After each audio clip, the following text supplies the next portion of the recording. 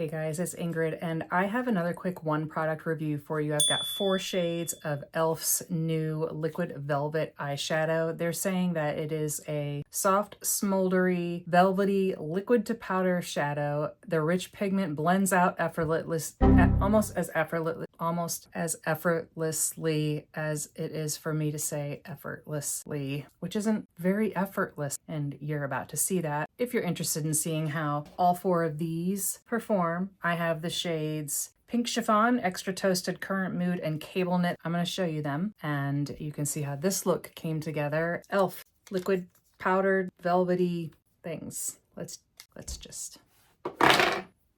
Okay, so let's get into some of these colors. They're all in this nice typical e.l.f. packaging. I feel like it's pretty durable, like for travel. Simple. Something I've always appreciated about e.l.f. They don't need to go way overboard, and that saves us money on cost. This one is the shade Cable Knit, kind of just a nice basic brown.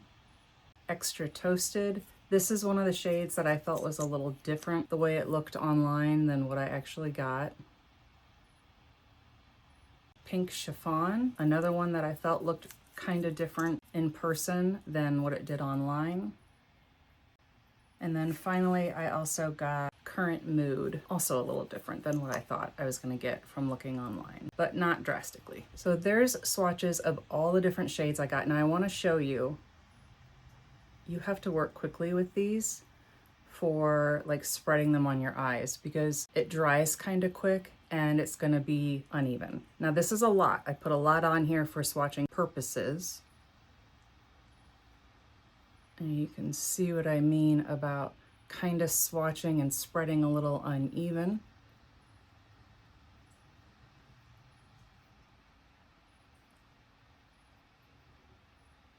Particularly shows up more with the darker colors, which makes sense because there's more pigment in that. Now, as I've worn these, I can definitely tell you that they do better with an eye primer. As far as the formula and texture goes, I feel like they feel pretty creamy initially and they glide smoothly initially, but you have to act fast as far as like where you're placing them, where you're blending them on your eyes, because they do dry down so quickly. So I want to keep it pretty basic for today. I have a couple of meetings, the brown, that Cable Knit, and I want to show you what that looks like going on, not only with my fingertip, but also with a brush. So I'm just going to tap the actual applicator itself. I have already prepped my eyes with concealer. I prefer to use that. And I just use the NYX Can't Stop, Won't Stop as my primer for today. So this is the first layer of it, spreading with the fingertip. A little splotchy, if I do say. I'm gonna do just a little bit more. And instead of spreading motions, I'm just doing a little bit of a tapping now with the second layer so that hopefully it looks a little less splotchy. And I'll clean up the outside line here in a minute. We're just spreading right now. So I'm just taking a little bit of a wet wipe and going along the edge. It's not super great, you guys. Okay, let's try this with a brush. For the brush application, I'm just gonna put a bunch on my hand here and dip the brush directly into that. Kind of get it all over the base of the brush there. Again, with a bit of the uneven application. Going in with a little more. Now, as far as spreading with the brush goes, this definitely does a better job than your fingertip for blending it out. I have more of a visible blend going up from the lid itself up into the eye socket versus over here. So I definitely like the brush application better. Actually, I'm going to go in a little bit on the other side and sort of even it out. You think you have more control with your fingertip, and I think that that's true for doing like lighter accent shades, like right in the center of your eyelid or the inner corner, when it's for actually more of a larger space that you're trying to get product onto. Nothing beats a brush. And now I'm seeing unevenness here versus over here. I almost want to just take this off and redo that side. Why is it hot in here? Yeah, we're gonna do that. The other thing about using a concealer as your eye primer is it just does such a nice job of blanking out any discoloration that you have. Like I have a lot of redness around my eyes, and a good concealer, well, not that an eye primer won't do that too. Some of them are even tinted, but I just find that this works better for me for what I'm gonna do with the eyeshadow. Put my hair up where I was gonna murder somebody. Okay, back in with the Cable Knit. Okay, that's a little bit more even. Let's play with a little bit of the Toasted, super tiny brush, dabbing it on there and see what that does on top of this. Because you're supposed to be able to blend them into each other. And I see a little bit of blend happening, nothing to write home about. Okay, now I'm gonna put on the rest of my eye makeup and be right back. Okay, so I was just putting on my eyeliner and it occurred to me that I had not shown you exactly what we can do with this on the under eye as well, because you can use this as an eyeliner. So I wanna take some of that darker shade and just go under the under eye with that and see what that looks like. Actually, let's do that. No, man, every time I think about using like a red or like a pinky shade on the underside of my eye, I always feel like it's gonna look like I have pink eye. Let's do it anyway. I'm gonna use Current Mood, just a tiny little bit on the top of my hand, dab into that on the very tip of the brush. For application purposes, you want something very narrow, but you're gonna take another brush and kind of blend it out a little bit. Something kind of short and stubby like that. And to get in there quickly because it do be drying down. I dried down so fast, I'm not sure I got a lot of blend at all. For mascara today, I'm just using the L'Oreal Panorama. The mascara got just a little bit on the eyeshadow here, but it flakes off pretty well. Didn't really affect the shadow itself. I feel like though, I gotta say, you cannot really tell a whole lot of difference in where I put the darker cable knit shade and the lighter extra toasted shade. It just kind of models together. So I'm gonna head out, go to this meeting, and then we'll check back in and see how we're looking throughout the day a couple times for longevity. Okay, so I've been to my meeting and I've had lunch and I just happened to stop in the bathroom at this restaurant. Please forgive me for that part, but the lighting in here does such a better job of showing the eyeshadow. Particularly, I think what I went in with that reddish, cranberry-ish, whatever the color is on the lower lash line, it's not super existent. So there's that. And I did have to tap out some lines that had started to form. See you in a little bit. Okay, so we're back home now and meetings and stuff are done. I've run a few errands and I was initially gonna wait till the end of the day and film like a little bit of a recap for you guys, but quite honestly, I feel like it shows plenty that it just didn't wear very well or evenly. The first time when I did my lid prep, I actually did use an eyeshadow primer, and I think that worked a little bit better for this particular formula than the use of a concealer worked. So, okay, that's fine, but I thought I kind of want to come up and play with these reddish shades and show you what those look like on my lids as well, maybe even try to do a look with them. So as I go over this with just a wet wipe, some of it is coming off, you can see it on there, but a lot of it is not. I'm gonna need more than just this to make this happen. So I'm gonna go in with a little bit of a more, well, this is my Target's version of their eye makeup remover, and this is an oil-free one, so I don't know how well this is gonna do because I feel like this really needs an oil. Well, actually it's gliding over it really well, but also you don't want to have to be tugging at your eyes to get all your eye makeup off. That's not good for your skin. And see how my skin is like instantly irritated and red from having to work with that. Get hair off my face. I'm gonna do a little of each of these two of the reddish kind of shades. This is Pink Chiffon, this one is Current Mood. And did I say cranberry earlier? I think I did. I'm gonna do just one swatch of color on each lid so you can see how they each look, and then I'm going to try and put a look together with combining the two of them. So let's go in first with Current Mood, tapping it in there. Pretty sure I've only used my fingers with this shade. That is definitely giving a lot of color payoff. And I think that blends out a little bit nicer as well than the brown did. But I'm wondering if some of that has to do with the fact that there is no concealer or primer underneath it and it's just blending right into my skin. I don't know. Prepping your lid like that is supposed to make blending work a little bit easier. So I don't know the science is here, but this is blending out nicely. Now, remember what I said earlier about feeling like any kind of red shadow look makes me feel like I look like I have pink eye?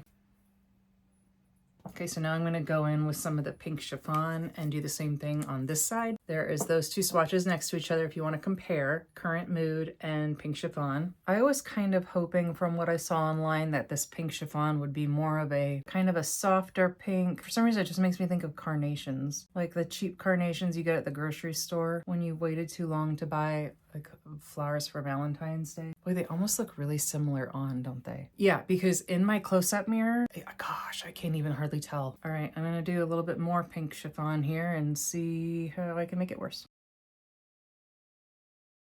But this one also blended really nicely, as did the Current Mood one. It may have something to do with the fact that there's nothing underneath it prepping that lid. Even if that's the case, I wouldn't want to normally wear it like this because it's not going to be long lasting. You really need something under there for it to grip to. Though you just saw that with the cable knit, it did not last, and I did have something under there prepping it. We're gonna go ahead and chalk that up to the fact that that was not eyeshadow primer. It was something else altogether, so we're not gonna hold that against it. I really want you to be able to see it. There's not much difference here. Pink chiffon, this one.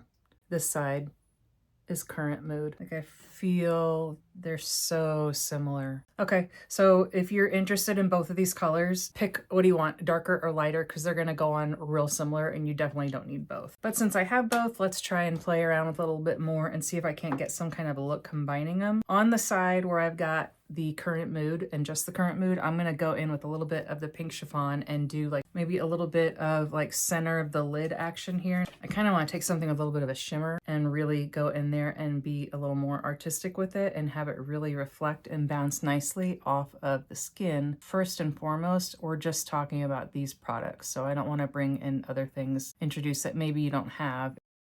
Okay, so a little bit of a halo eye going on this side, and I think maybe you can see a little bit of a reflect of a difference there, but boy, it is not much. Very minute. So I'm gonna go over here on this side where I just have the pink chiffon, balance it out with a little bit more of Current Mood.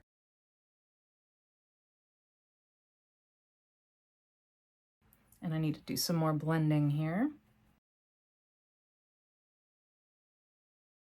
And here's the thing about blending a shadow like this that has this kind of reddish undertone. The more I blend with my skin, you saw the reaction when I cleaned off my eyes, how it was kind of reddened for a little bit, not painful. It's just, that's the way my skin reacts. Yours probably does something similar. In blending and blending and blending a red shade like this, it does the same thing to my skin. And it's hard to tell where the eyeshadow ends, and my skin's natural reaction to the irritation of the blending is actually happening. I feel like you can really see the contrast more on this side against the center of the eyelid than you can over here for what I did in the middle. This is super subtle and this stands out quite a bit more. I think I kind of like this a little bit more, so I'm gonna try to replicate the same thing over here on this side. Do you guys get annoyed when YouTubers will add something on top of the product that you're actually there to see and it kind of alters the performance of the initial product that you're there for? I do. So again, I really want to put something shimmery over the top of this, but I'm just not gonna do it. You're not here for shimmery, you're here to see what these liquid shadows look like, and I'm here to show you. Just not getting a lot of good spreadability, and a lot of that is because this stuff dries down so fast. It looks like I have a black eye. I'm gonna go in now with a clean brush and try to spread that out a little bit. First, obviously this is my finger, not a brush, but I want you to see the lack of smoothness and spreadability because it dries down so fast. It's the same result with the brush. So I actually have to go in with just a little bit more, very lightly. I just need to be able to take pictures, people. Nope. Going right on that area with it. Okay, so the reason that it is not looking the same on this side as it does over here is because I just put the lighter of the two pink shades all over this lid, and this one just has the darker, so it's not blending out as softly. I'm gonna take a little bit of this lighter and kind of go around the edges with that. I wish my camera would do the close-up. It is splotchy, splotchy, splotchy. And on this side, it's not. Like, e.l.f., I love you so much. You're so great in so many ways. But I'm gonna have you get in the car. Get in the car, Elizabeth.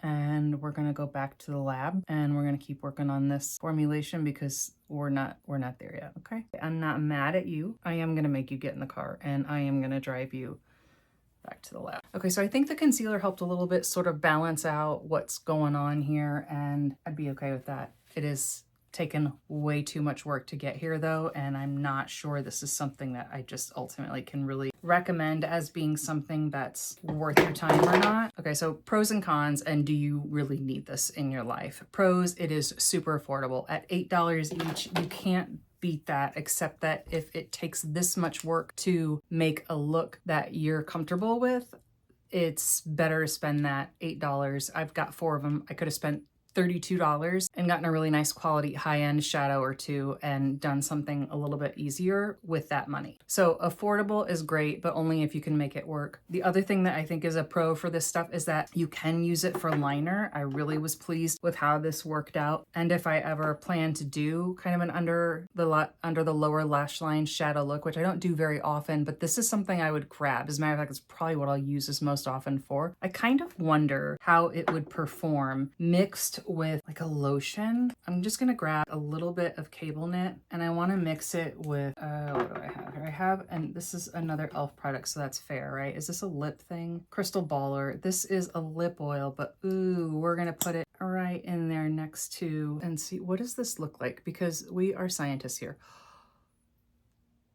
Look at the spread on that.